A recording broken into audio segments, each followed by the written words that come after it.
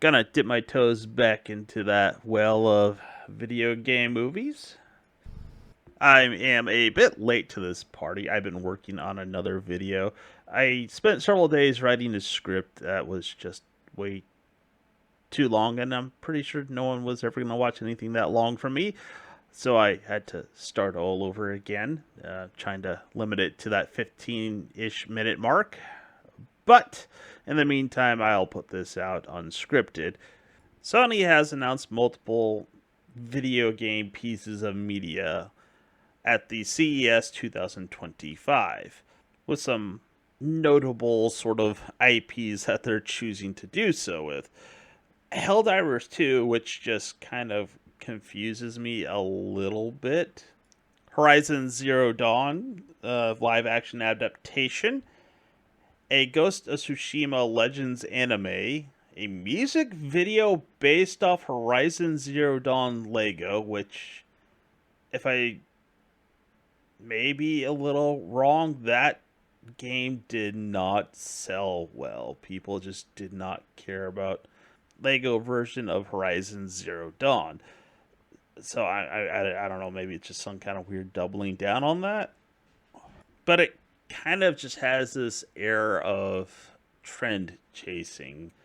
I know there was I guess, a prediction, at least I definitely did, that they would try to put out more video game based content in terms of entertainment in films and stuff like that. Uh, I guess I was kind of right. I think we might need a few more years to actually make that determination due to the success of the Sonic movies as well as the Mario Brothers movie, and I guess would say Detective Pikachu, the Fallout TV series from Amazon, and a Twisted Metal series that I didn't even know existed. They have released two movies based off of two of their prominent IPs, Uncharted and Gran Turismo. I watched the trailer for Gran Turismo and just sort of rolled my eyes, even though they said it was based off of actual events. I'm doubting that. They tend to just put that in there. They take a event that happened and then they stretch it out.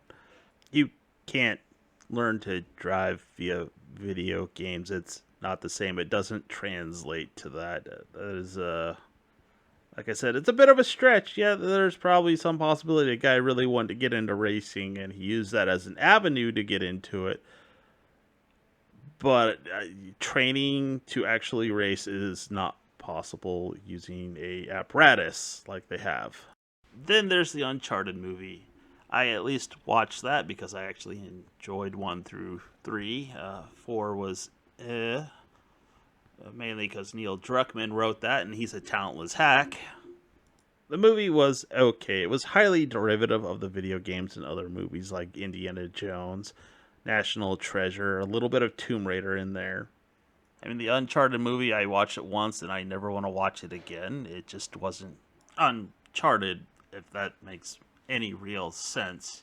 I mean, I'd have to watch it over again and do, like, I guess, a full video analysis of it and play the games again to sort of point out directly where I'm feeling odd about the whole entire thing. But it felt off the whole entire time and a little on the cheesy side. Like, they were doing a poor attempt at emulating what the games are and the dialect and word usages and personality of Drake and Sully. To cut it short, I don't think they have the ability to make something good or barely even entertaining at best when it comes to any of their titles. And they're doing it through Columbia Pictures, which is just Sony. They can call it Columbia Pictures all they want. It's owned and operated by Sony. It's Sony. I'm not impressed by their offerings at this point in time. I mean, it's Sony.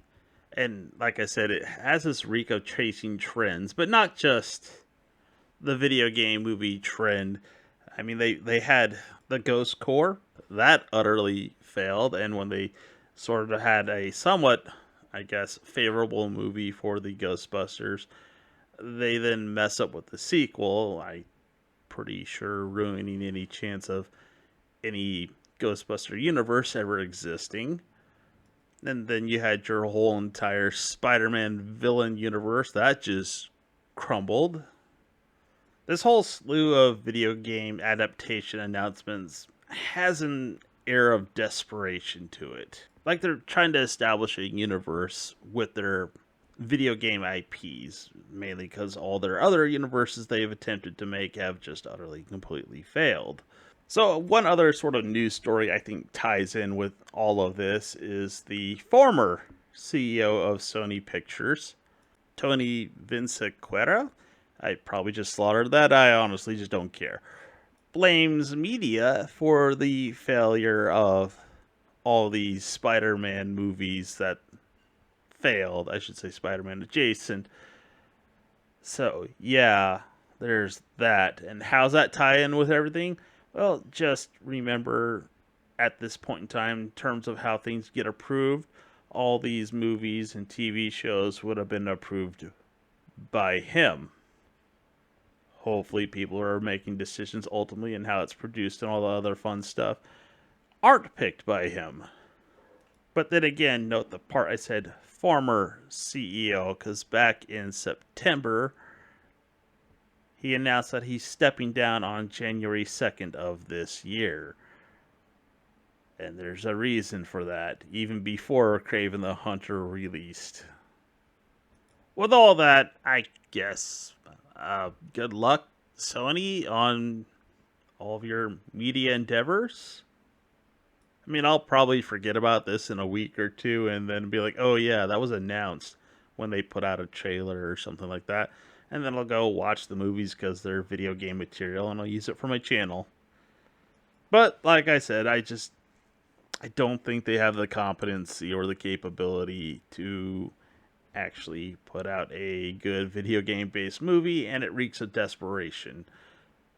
Particularly the Helldivers 2, like I said, that confuses me mainly because that just came out not even a year ago, and it's had so many up and downs and negativity surrounding it. Even people who are still playing it kind of have some small issues with it, and I don't think that a Helldivers 2 could be a viable movie. I don't know, possibly. I mean, you're inevitably going to be compared to Starship Troopers. And if you're going to go that route, I don't know, maybe go with a physical comedy kind of deal to try and distinguish it from the Starship Troopers movie, but that's just me. Anyways, if you made it this far, thanks for watching. Have a good one.